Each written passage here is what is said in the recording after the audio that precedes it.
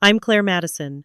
I'm 30, and for as long as I can remember, I've been the shadow in my own family. At every dinner, every celebration, the spotlight was never mine. My father's pride was my brother. My mother's silence was her weapon. And me? I was the afterthought they dressed up to sit quietly at the edge of their world. But one night, everything shifted. My own idea, the one I built with sleepless nights and endless notes, was stolen. My father buried it, my brother claimed it, and the applause that should have been mine was handed to him like a crown. Ever been told you were nothing? That no matter how hard you worked, someone else would take the credit? Hit like if you've ever been erased in your own family. Comment if you've ever been pushed aside for someone who didn't deserve it. Because my story doesn't begin in silence. It begins the night I realized silence could be my sharpest weapon. It started at that dinner table, under a chandelier that never touched me. He basked in it effortlessly, every shard of light catching in his wine glass, every laugh gilded, as if it had been scripted for applause. I sat near the corner, close enough to hear the clinking of dishes from the servants' entrance, far enough that my presence seemed optional. The celebration was meant for him, of course. David Madison, the rising star, newly promoted to an executive role in the very company my father adored more than his own blood. They toasted him as though he had conquered empires, each compliment rising like champagne bubbles to the ceiling. My father's chest swelled, his voice booming with paternal pride. My mother smiled faintly, but her eyes glimmered with the kind of satisfaction only reserved for the chosen child. I had been here before. This wasn't the first dinner where my name never made it past the menu. They preferred me silent, a decorative afterthought at the far end. Tonight was no different, except the laughter seemed crueler, the glances sharper, as though every guest had been warned that I was nothing but the family's lingering embarrassment. The conversation never veered from David. My father recounted his son's accomplishments with the cadence of a preacher delivering gospel. Each story painted him brighter, larger, a figure to be admired and envied. When my father paused, the guests leapt to fill the silence with praise, as if their approval were oxygen David deserved to breathe. And then came the inevitable me. My father's voice lowered, a sharpened knife disguised as humor. "Claire, dear," he said, lifting his glass just enough to draw attention my way. "Still chasing small projects, aren't you? So much schooling, so many books, and yet so little to show." The table erupted with polite laughter, though the cruelty was not hidden well. Even the servants at the edge of the room seemed to exchange glances, pity mixed with amusement. My mother didn't intervene. Her silence was a veil she wore comfortably. David smirked, savoring the echo of their laughter like fine wine. I smiled thinly, not trusting my voice to carry without breaking. Inside, the words pressed against my ribs, burning to be spoken, but I swallowed them whole.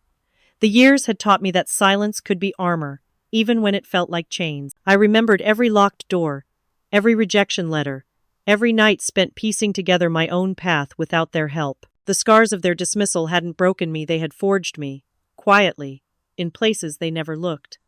My father leaned forward, resting a heavy hand on David's shoulder. "You are nothing, Claire. David is the future of this family." His words struck harder than the laughter because he meant them, every syllable carved with conviction. A hush followed, as if the sentence had sealed itself into stone. I let the silence sit, stretching longer than was polite, longer than anyone expected. My lips curved into a slow, almost imperceptible smile. They have no idea what I've built in the dark. They hadn't just ignored me.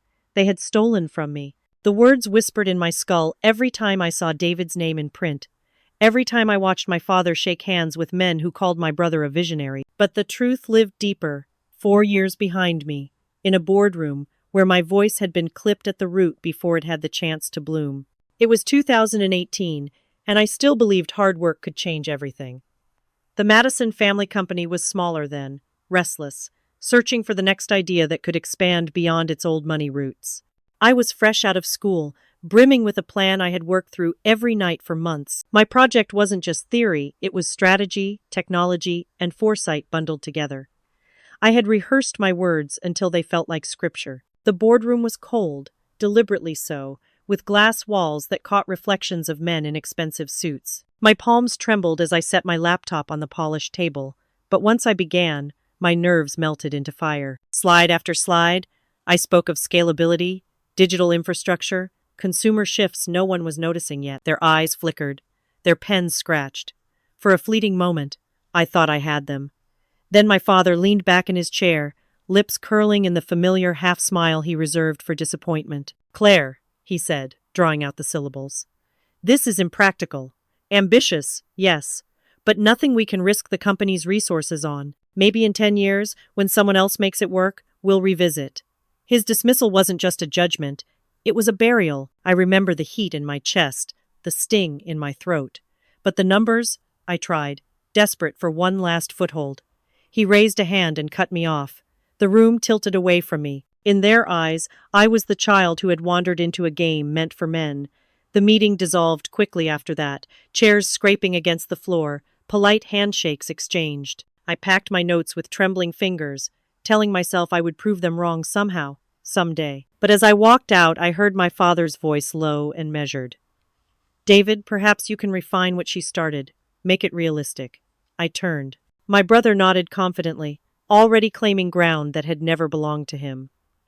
Weeks later, the project resurfaced. Only this time, it was David standing at the head of the same boardroom, polished and rehearsed, delivering nearly identical slides with minor cosmetic changes. My father watched proudly, chest swelling with each phrase. The board members leaned forward, nodding, hands already reaching for pens. Every point I had made, the infrastructure, the trends, the growth trajectory, spilled out of his mouth as though he had forged them himself. The applause was deafening. It rolled across the glass walls, filling the space where I had once stood invisible. My father beamed, rising to his feet, and placed a heavy, approving hand on David's shoulder. "Now that's how a Madison thinks," he declared, his voice loud enough to etch the words into memory. And I sat at the back, not even given the courtesy of acknowledgement. I might as well have been a stranger, watching my own work turned into another man's coronation. That night, I went home clutching my binder, the one that still held the drafts, the dated notes, the early sketches in my handwriting. Proof that the idea had been mine first. Proof that I had existed, even when they tried to erase me. Now, in the present, the memory coiled tight in my chest as I reached for that same binder from the bottom drawer of my desk. Its edges were worn, pages dog-eared, but the ink hadn't faded. I brushed my hand across the cover, feeling the years press against my palm. The paper trail never vanished. The golden embossed invitation glittered like a knife wrapped in silk. It caught the weak winter sunlight streaming through my apartment window, dazzling and mocking me in the same breath. The thick cardstock felt heavy between my fingers, perfumed faintly, as though the Madison family's wealth could be pressed into paper and sent like a curse. I had been in the middle of sorting through old drafts, pages of notes, that reminded me of what had been stolen when the knock at the door came. My mother never knocked twice. She entered like she owned not just the room but the air itself. Margaret Madison, always wrapped in quiet elegance, with pearls that spoke louder than her words ever did. She held the envelope delicately, though her expression carried the weight of command. "Your presence is required," she said, placing it on my kitchen counter like a summons. "Not an invitation. Never an invitation." Her eyes scanned my apartment, the mismatched furniture, the books piled on the floor, the faint smell of coffee gone cold. Her lips tightened. "It's your brother's celebration. You'll attend, of course. For appearances." The word stung more than it should have. For appearances. I wasn't family. I was camouflage. A prop to round out the picture. My silence made her uncomfortable, but she continued, smoothing the sleeve of her coat as though dusting away the inconvenience of me. Before I could speak, my phone buzzed. David's name lit up the screen. My mother gave a small nod, signaling I should answer. I pressed the call through, bracing myself. His voice poured through like a grin. "Claire, you got the invite, right? Make sure you actually try this time. At least dress like you belong in a Madison photo. We wouldn't want the guests thinking you wandered in by mistake." My jaw tightened. I could hear clinking glasses in the background, voices laughing with him. He was already celebrating, already basking. My silence stretched long enough that he chuckled. "Don't disappoint us, little sister. This is important." Then the line clicked off. I let the phone fall onto the counter. My mother was watching, her calm gaze unreadable. For a moment, I thought she might say something softer, something motherly. But instead she adjusted the cuff of her coat. "You'll be there. Sit where you're told. Smile when it's appropriate." Her eyes flickered then, the smallest crack in her mask. "Your father has already secured the future. Don't make trouble." The words slipped out like an accident, but accidents reveal more than confessions. Secured the future. I heard the undertone David's inheritance, the will that erased me. My pulse quickened, though I didn't let her see it. She smoothed her coat again, as if she hadn't spoken at all, and left without another word. The silence of the apartment pressed in around me after she was gone. I stared at the invitation still glittering under the winter light. My fingers curled around it, hard enough to crease the edges. Heat burned up my throat, but my voice came out steady, low, a vow whispered to no one but myself. I'll be there. The invitation trembled in my grip, but it wasn't fear. It was resolve. For years, they had paraded me as the family failure, the forgotten shadow at the table. This night would be no different in their minds. But I knew better. They expect a clown. They'll get a reckoning. Sometimes, the past returns not to haunt you, but to fight for you. That thought struck me as I pushed open the glass door of the coffee shop, brushing snow from my coat collar. The December wind had clawed at me the whole walk there, but inside the cafe the warmth hit like a balm steam curling from cups, the hum of quiet chatter, a jazz tune threading through the air. I had come to be alone, to steady myself before the night that was closing in. Instead, the past walked straight toward me. "Claire?" A voice I hadn't heard in years cut through the noise, sharp but warm. I turned and there she was, Sophia Bennett. The same quick eyes, the same confident stance, though now framed by a tailored blazer and a leather case clutched in her hand. In college, she had been the only one who matched me debate for debate, the only one who told me I was too sharp for the shadows my family pushed me into. Now she looked like the kind of lawyer who could dismantle an empire with a single line of questioning. I blinked. "Sophia, it's been too long," she finished with a smile that wasn't just polite, it was knowing. She gestured to the table by the window, and we sat, 2 cups of coffee between us. The city outside was blurred by frost, taxis honking somewhere beyond the glass. She leaned in. "I've kept something all these years. You remember your project, the one they dismissed in the boardroom?" The words made my stomach twist, dragging me back to that glass-walled chamber where my father's smirk cut deeper than any rejection letter. "I remember." Sophia reached into her case and slid a folder across the table. I stared at it for a moment, before pulling it closer. My handwriting greeted me like an old friend, dated notes, outlines, technical drafts, even email chains saved and printed. Proof that the idea was mine, long before David put his name on it. "I was interning in the legal office then," she said softly. "I saw what happened. I saw your work stripped clean and handed over like it never existed. I couldn't stop it at the time. But I made copies. Something told me you'd need them." My throat tightened. For years, I'd carried that memory alone, convinced no one had seen, no one had cared. And here was proof not only that it happened, but that someone else had believed me. I ran my fingers along the pages, each one a weapon my family never knew I held. "You don't know what this means." "I do," she replied firmly. "And there's more." Her eyes sharpened. "I went into estate law. Inheritances, wills, family empires tearing themselves apart. I've seen it all. And Claire, I think your father is preparing something that cuts you out completely. Not just the company, but everything." The words landed heavy, though I had already suspected. My mother's slip still echoed in my ears. "Your father has already secured the future." Sophia didn't flinch. "But if he tries to push that will through, this folder, your work, your stolen legacy, gives us leverage. It shows a pattern, erasure, theft, disinheritance. Courts don't look kindly on that." I let out a breath I hadn't realized I was holding. For once, I didn't feel alone in the fight. Here, across a scratched wooden table, was someone who had kept my truth alive. Her voice dropped lower, steady as steel. "Justice may sleep, Claire, but it never dies." I closed the folder slowly, my hand pressing firm against its cover, as though claiming it fully for the first time. My jaw set, my pulse steadied. I looked out at the frozen city beyond the glass, then back at her. "I don't need to shout," I said, my voice calm, almost cold. "They'll hang themselves." The ballroom glittered for David, but every sparkle cut across my skin. Golden light cascaded down from chandeliers the size of cars, scattering across polished marble floors, catching in sequined dresses and champagne flutes. The entire room seemed to hum with wealth, every corner filled with people whose laughter echoed against the mirrored walls. It was dazzling, intoxicating, and suffocating. For everyone else, the night was David's coronation. For me, it was a crucifixion in silk. I walked in alone, the chill of December still clinging to my coat before a waiter hurried it away. No one turned to greet me. The guests were clustered near the center where David stood, smiling like he'd been carved from confidence itself. He was magnetic in his tailored suit, his laugh booming as he accepted handshakes and embraces.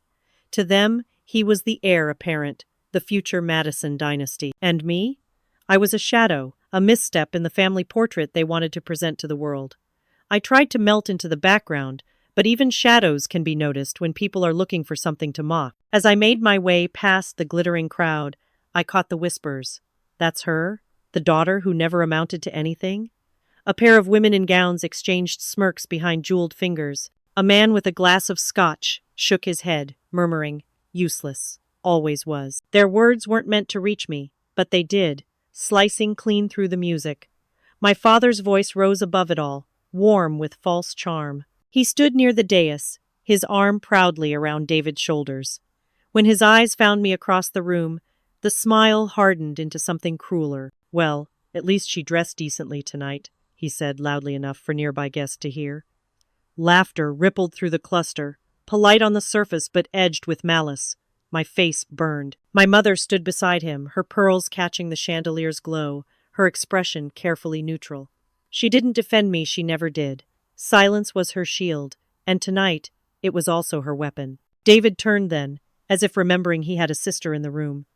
He raised his champagne flute, commanding instant attention. The crowd hushed, waiting for his words. He smiled wide, soaking in their devotion. "To my parents," he said, his voice rich with pride, "for seeing the true worth in me and for overlooking." His gaze slid to me, sharp and deliberate. The worthless. The guests erupted in laughter and applause, glasses clinking in loud chorus. Some turned toward me, shaking their heads with mock pity, while others didn't bother hiding their disdain.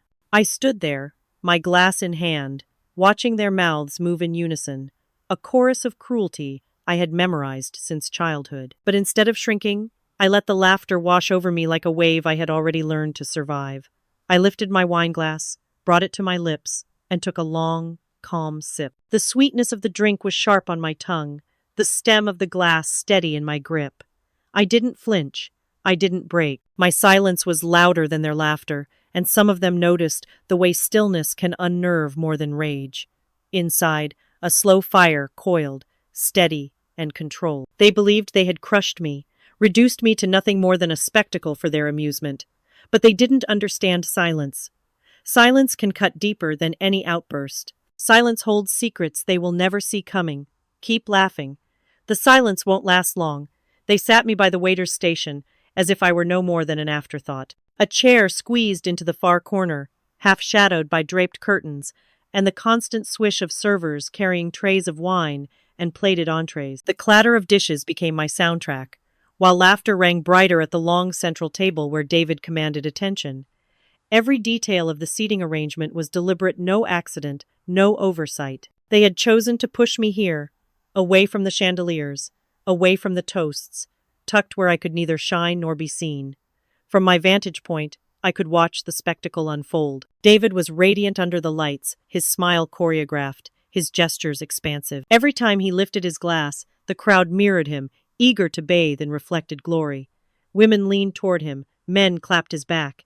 Even the servers slowed their pace to glance at him. He belonged to them, and I was the ghost drifting at the margins. The whispers weren't even discreet tonight. "That's the sister, isn't it?" one woman said, her jeweled hand hovering near her husband's cuff. "The one who never did anything?" The man chuckled, not even bothering to lower his voice. "Yes, a waste, from what I've heard. She had her chance, but she's nothing compared to David." Their words floated across the space, landing heavy on my chest, but I refused to let them see me flinch. Another group of guests, a cluster of young executives, whispered among themselves, casting sideways glances at me. One laughed too loudly, making sure the sound carried. Imagine being a Madison and ending up back there. The table roared with mirth. Their cruelty wasn't original, but it was precise. I sipped my water slowly, keeping my face neutral, refusing them the satisfaction of a reaction. My father was in his element, rising to speak every so often, his booming voice carrying across the room. "My son," he declared, gesturing proudly at David, "is the embodiment of our family's vision. A man of strength, intelligence, and drive." His words swelled with pride, his tone tinged with the arrogance of possession. My mother stood beside him, perfectly composed, her faint smile fixed in place. Not once did her eyes search the edges of the room to find me. I shifted in my chair, the fabric of my dress catching on the rough edge of the table. The hum of conversations continued, punctuated by laughter whenever David's name was mentioned. My fork traced the rim of the plate before me, untouched food cooling in silence. Every sparkle from the chandeliers seemed to mock me, reflecting brilliance I was denied. Then it came, sharp and deliberate, louder than the murmurs that had surrounded me all evening. A guest leaned back in his chair, gaze locking on me with a smirk curling his lips. Oh, the nothing still exists. His companions burst into laughter, their voices cutting through the music like knives. Heads turned, eyes followed, and for a moment the insult rippled outward, infecting the air with cruel amusement. The weight of their stares pressed down, but I didn't crumble. I sat straighter, spine rigid, lifting my glass with measured calm. I let the wine touch my lips, my eyes never leaving the ones who had dared to speak. Silence can be louder than fury, sharper than any insult. I didn't gift them my anger. I gave them stillness, and it unsettled more than they realized. Inside, the fire tightened, coiling like a spring. They believed silence meant defeat, that my quiet was submission. But they were wrong. Every slight, every insult, every sneer was being stored, carefully catalogued for the reckoning to come. They've been mistaken silent for surrender. My father raised his glass, and with it, he drove me lower than ever. The chandeliers above caught in the rim of his champagne flute, scattering golden light across his face, making him look almost regal. The room hushed in reverence, as though he were a king delivering a proclamation. And in a way, he was. His words, heavy with authority, had always shaped the narrative of this family. Tonight would be no exception. He turned toward David first, his hand resting proudly on my brother's shoulder. My pride. My legacy, he declared, the words swelling with pride. Guests murmured in approval, lifting their glasses in sync. David's grin widened, basking in the glow of attention he believed was rightfully his. Every toast, every nod was another jewel added to his crown. The spotlight stayed fixed on them, and I could almost feel the heat of it from where I sat. My chest tightened, but I didn't look away. I had learned long ago that if I turned my head, if I let them see me shrink, the wound cut deeper. So I forced my eyes to hold steady, even as my father's gaze shifted deliberately to me. And then, he said, his voice sliding into a register meant to entertain, there are some people who study for years and still end up empty-handed. His eyes locked with mine as he delivered the blow. The words weren't casual, they were designed, sharpened, crafted to humiliate. A ripple of laughter followed, glasses clinking as guests found the cruelty amusing. Their mirth swirled around the room, amplified by the acoustics of the ballroom until it felt deafening. I heard snippets, wasted potential, such a shame, never measured up. Each one struck like a slap, but I kept my face still. David laughed the loudest, leaning into the performance. She's always been unique, he said with feigned affection, earning more chuckles. His smugness was suffocating, the weight of his entitlement pressing down like a boot on my chest. I reached for my own glass, fingers steady despite the storm inside. The wine was bitter on my tongue, its chill grounding me. My father wasn't finished, though. He lifted his glass higher, as if sealing the moment in amber. Claire will never carry the name Madison with honor. The words dropped like stone into water, ripples spreading across every face in the room. A few guests exchanged awkward glances, but most laughed, eager to show allegiance to power. My mother, ever the silent accomplice, sipped her drink as if none of it touched her. For a moment, my throat tightened, and I thought I might finally shatter. But then something unexpected welled up inside me, not despair, not even rage, but a strange clarity. I lowered my gaze, letting the laughter roll above me like thunder.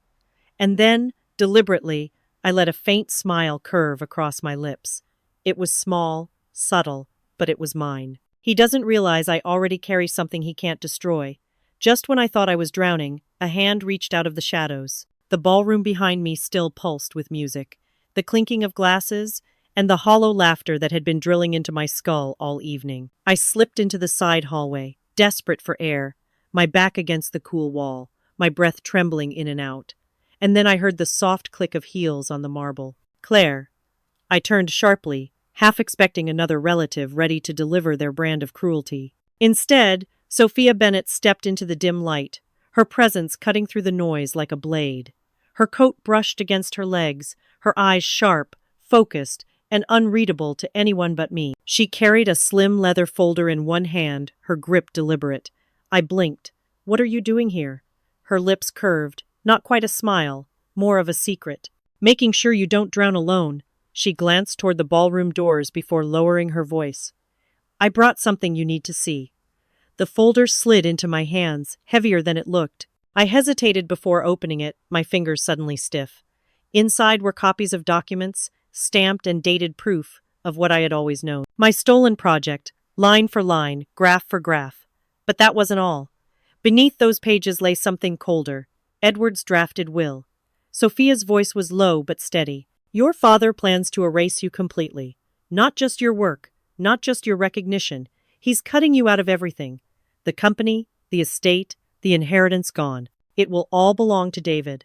I stared at the papers, my chest tightening, the words on the page blurring for a second before snapping back into focus. Rage threatened to spill over, but I held it down, pressing my palm against the paper as if to fuse its weight into my skin. "This," Sophia tapped the file, "proves the theft, proves the pattern. He can't bury you if the truth is already breathing in the open."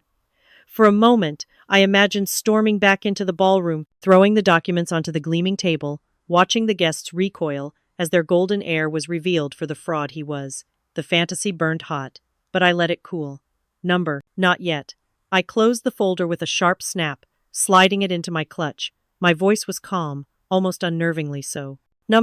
They will expose themselves." Sophia studied me, her brow furrowing slightly, before it eased into something like respect. I squared my shoulders, feeling the fire in my chest settle into something steadier, harder, not desperation, not fear, resolve. I tucked the folder close, the leather cool under my hand, and for the first time in years, my heartbeat didn't race from panic but from clarity. Sophia's eyes lingered on me, and though I didn't hear her words aloud, I saw them written in the way she looked at me, in the certainty that shimmered there. She's not the victim anymore, she's the storm. Then came the footsteps that made the whole room hold its breath. They echoed across the marble floor, slow and measured, like the prelude to a verdict. The ballroom was still ringing with applause from my father's latest toast, David's name raised high. Glasses clinking in choreographed harmony when the sound cut through, commanding silence without a word. I felt it before I saw it, the way shoulders straightened, conversations died mid-sentence, and the very air shifted. Guests turned their heads one by one, the applause tapering into a nervous hush. Even the string quartet stumbled to a halt, the final violin note hanging in the air like a question. The double doors at the back of the room swung open, and there he was, Richard Cole, the CEO, my father's superior, the man he both revered and feared. He carried no entourage, no announcement he didn't need one. His presence alone was enough to bend the atmosphere. His tailored black suit was understated, but the weight he carried was undeniable. Authority clung to him like a second skin. My father moved first, nearly spilling his champagne as he hurried to step forward. His bow was subtle, but I saw the strain in his posture, the way his pride bent under the pressure of Richard Cole's presence. "Richard," he said, his voice polished with respect. "What an unexpected honor." David's grin spread wide, confidence radiating off him like heat. He adjusted his tie, straightened his shoulders, already rehearsing the handshake he believed was seconds away. To him, this was destiny, a crowning moment, the final validation. I could almost hear the thought ringing in his head. This is my night. The crowd held still, their anticipation electric. Every gaze flicked between the great Richard Cole and the glittering figure of David Madison, the heir apparent. But Richard's stride didn't falter toward the center where David stood waiting, hand half raised. He didn't glance at the dais, at my father's expectant face, at my mother's carefully arranged smile. His eyes piercing, steady moved past them, past the applause, past the golden circle of light where my family basked. They landed on me. I felt the weight of it, sharp and undeniable, pinning me in place at the far table near the shadows. The forgotten seat, the one they thought invisible. Richard Cole's gaze did not waver, did not slide politely away as most did when they noticed me. He looked as if he had been searching for me all along. The silence thickened, suffocating. Guests leaned forward, exchanging quick glances, mouths parting in disbelief. David's hand hung awkwardly in the air before dropping, his smile stiffening into confusion. My father's bow straightened too quickly, the color draining from his face. Margaret's fingers curled around her glass, holding it tighter than necessary. Richard Cole kept walking, his polished shoes tapping like a drumbeat toward inevitability. Each step shifted the spotlight, pulled the room's energy from its center, and dragged it to the margins toward me. By the time he reached the cluster of tables near the back, the whispers had begun. Thin, sharp threads of sound slipping across the silence, impossible to contain. Why is he looking at her?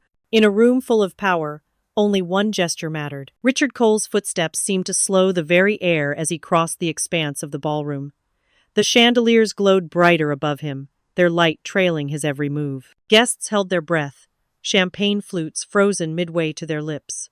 All eyes darted between him and the gleaming dais where Edward and David stood, waiting for the acknowledgement they believed was inevitable. My father's chest puffed as though he were the one being summoned. David's smile widened, practiced and proud, his hand already half raised in expectation of a powerful clasp that would seal his triumph. Margaret's pearls caught the light as she straightened her posture, rehearsed serenity painting her face.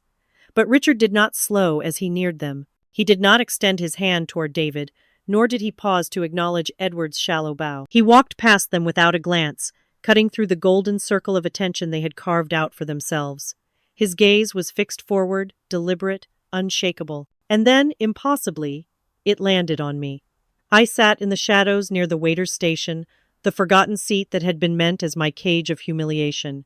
Yet when Richard stopped before me, silence tore through the room like glass shattering. The air tightened. Every whisper died in the throat. He extended his hand. "Good evening, Miss Madison. It's an honor." The words rang out, clear and certain, echoing against marble and crystal. For a heartbeat, the ballroom stood petrified. A woman's glass slipped from her hand, shattering on the floor. Forks clinked against plates as guests froze mid-motion. My father's face darkened, veins rising in his temples. David's color drained, his once perfect smile collapsing into disbelief. Even my mother's steady mask cracked as her fingers tightened around her wineglass until it trembled. Gasps rippled outward, wave after wave. "Did he say Claire?" someone whispered. Another voice hissed. "The daughter?" Heads turned, eyes wide, the impossible suddenly undeniable. I rose slowly, every movement measured, my breath steady in my chest. The spotlight that had been denied to me all evening now burned hot above, cascading down as if it had been waiting. My hand met Richard's firm and unshaken.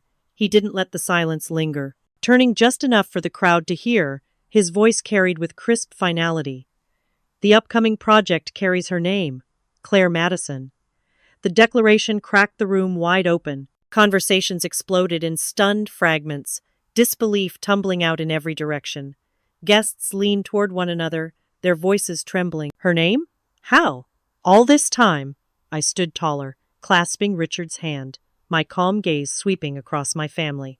My father stared as though the ground had been pulled out from beneath him. David's lips parted in protest, but no words came.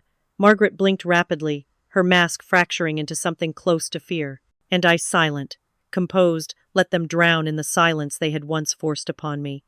The applause that had roared for David now died like a candle in the wind. Only seconds earlier, the ballroom had thundered with celebration, glasses raised high in his name. Now, that sound was gone, snuffed out by Richard Cole's words. Silence swelled in its place, a silence so heavy that even the chandeliers seemed to dim under it. Richard still held my hand, his presence commanding every breath in the room. He spoke again, not for me this time, but for them, for the crowd of socialites, executives, and hangers-on who had spent the night mocking me. "Claire Madison will be the face of the upcoming project," he repeated, his tone calm yet absolute. "The work is hers. The credit belongs to her alone." The whispers began like sparks, hesitant, uncertain, then catching fire. Heads turned. Eyes darted from me to my father, to David, back to Richard. The weight of suspicion shifted sharply. My father had always been the narrator of our story, and David its shining star. But now another voice cut through, one far louder, one they could not dismiss. I caught the flicker of panic in David's expression.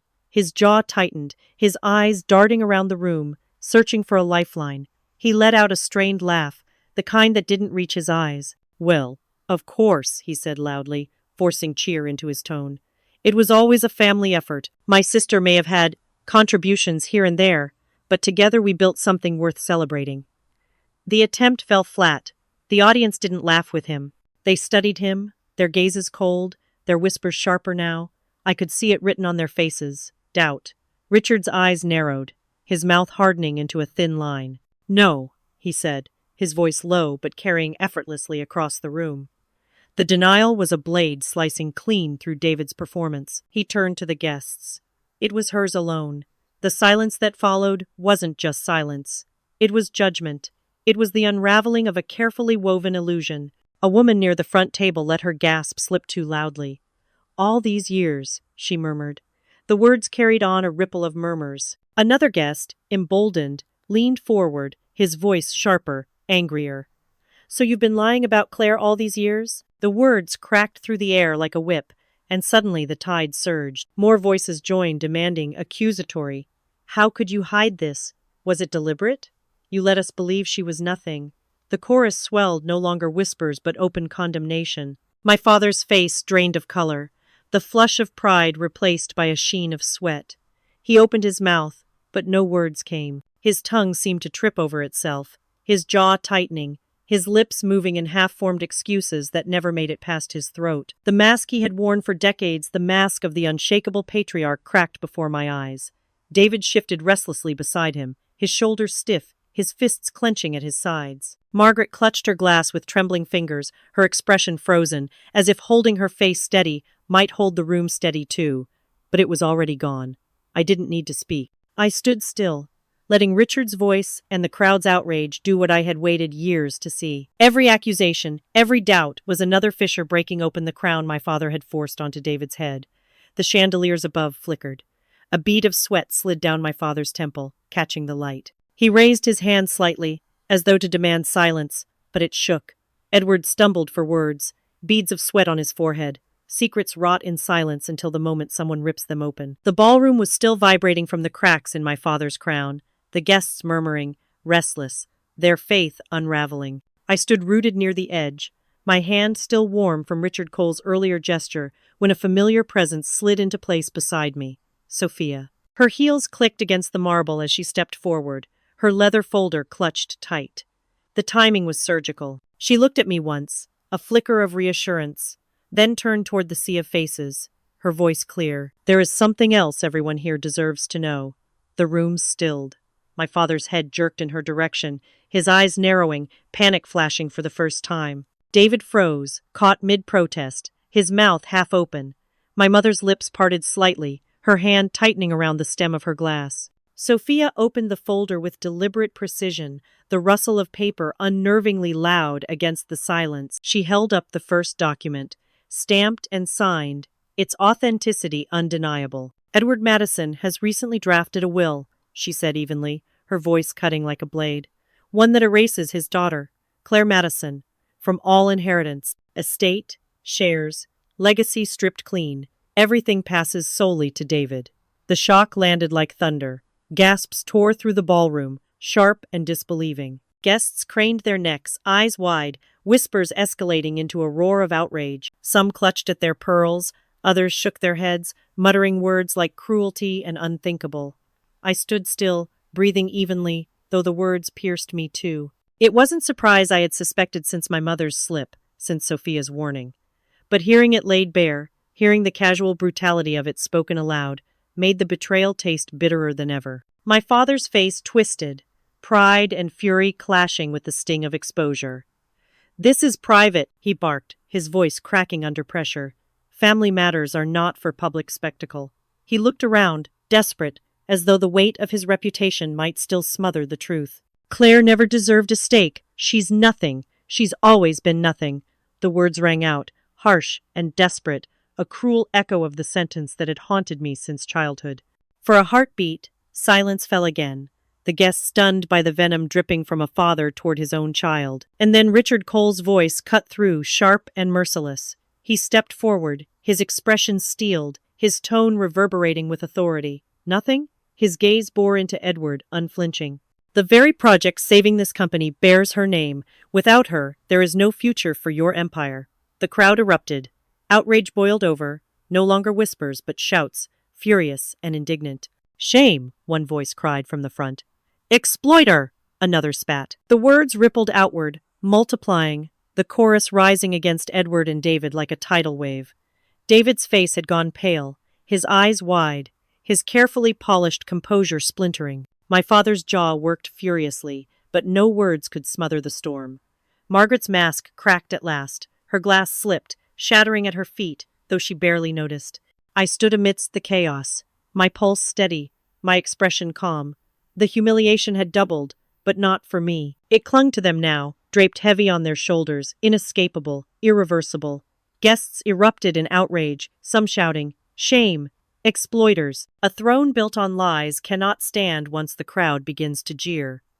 The ballroom that had glittered with admiration only an hour ago was unraveling, its golden sheen crumbling into chaos. The chandeliers still glowed, but their light no longer crowned Edward and David, it exposed them. What had been whispers moments before had grown into a storm of condemnation, voices rising, sharp and cutting. Guests who had once clung to David's side stepped back, their polished shoes scuffing against the marble as they created distance. Some turned to me, their expressions shifting from condescension to reluctant respect, as if they were finally seeing what had been hidden all along. The divide was visible like a tide retreating, abandoning the shore it no longer trusted. Edward tried to regain control, his voice booming, desperate.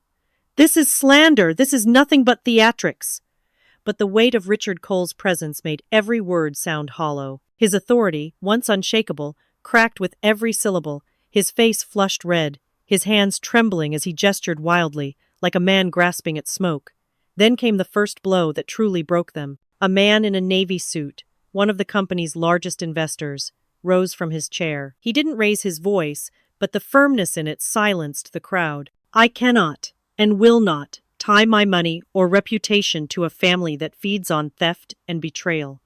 My support is withdrawn, effective immediately."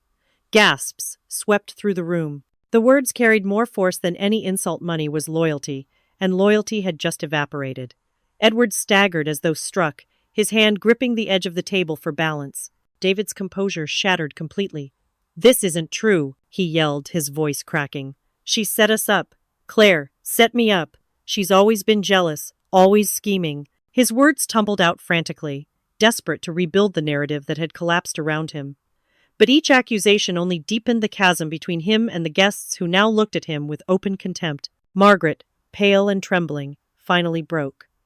Tears streaked her face as she reached for Edward's arm, her voice a whisper drowned in the noise. "Please, stop. Enough. Please." Her sobs were too quiet to soothe, too late to mend. The tide was irreversible now. Another guest spoke, anger sharp in her tone. "You let us believe David was a genius, all while you buried your own daughter," others murmured in agreement, shaking their heads, stepping closer to me, their presence aligning like a silent vote. And then, the moment that sealed it, an older man, a guest with influence, stepped forward and pointed toward David. His voice carried with conviction. "We believed David's lie. Claire was the real Madison all along." The sentence hit like a gavel striking wood, final and damning. Applause did not follow. What came instead was a chorus of murmurs, nods, and the sound of an empire crumbling under its own deceit. David turned to me, his eyes bloodshot, his voice trembling as rage and desperation tangled in his throat. "How could you do this to your own family?" I didn't answer. I didn't need to. My silence was enough, and it crushed him more than any words could. I didn't raise my voice, because silence was the loudest verdict. The ballroom, once a furnace of laughter and applause, had thinned to little more than echoes. The chandeliers still burned, but the guests were gone, leaving scattered glasses and overturned chairs in their wake. Only family remained, bound together not by love but by the wreckage of their own deceit. Richard lingered near the edge, his expression carved in stone, while Sophia stood at my side, the quiet anchor who had helped hold me steady through the storm. Edward's grandeur had collapsed with the crowd. His shoulders sagged, his face damp with sweat, the fire that had once filled his voice now reduced to a hoarse murmur. He reached toward me, his hand trembling, his words stumbling over themselves. "We only wanted the best for the family." His eyes flicked to Richard as if still searching for an ally, but none remained. His plea hung in the air, limp, meaningless. David was less composed, his veneer of control gone entirely. His face twisted, his voice ragged, he lashed out at me, his finger stabbing the air as though accusation could restore his crown. You betrayed us. You turned them against us. You've destroyed everything. Do you even realize what you've done to your own blood? His words cracked under their own weight, desperation bleeding into rage, but they couldn't mask the truth now exposed. Margaret stood silent, her tears streaking down cheeks that had once carried only indifference. She gripped her pearl necklace as though it might shield her, her eyes darting between father and son, then finally landing on me with something like recognition. But no words left her lips. I looked at them all, the patriarch who had mocked me, the brother who had stolen from me, the mother who had stood silent while they buried me. And then I let my eyes settle into calm. No fury, no trembling, just the clarity of truth, long denied. My voice cut through the wreckage of their excuses, cold and final. Sometimes being nothing is the perfect disguise to become everything. The sentence landed heavier than any scream. It filled the cavernous room, bouncing off marble and glass until it felt as though the walls themselves judged them. Richard's lips curved slightly, a flicker of approval in his otherwise impassive face. Sophia glanced at me, her grip tightening subtly on the folder she still carried, as though to remind me that this victory was not just symbolic, it was real, documented, irreversible. Across from me, Edward's knees buckled. He collapsed into the nearest chair, his hands falling limp at his sides, his gaze hollow. His voice came out in a whisper, broken, as though the truth had finally gutted him. We've lost everything. And for the first time in my life, I didn't feel like nothing at all. I walked out of the ballroom, leaving their ruins behind. The doors swung shut behind me with a hollow thud, sealing in the wreckage of a dynasty that had collapsed under its own lies. The air outside was sharp and cold, winter biting against my cheeks, but it felt cleaner than anything I had breathed in years.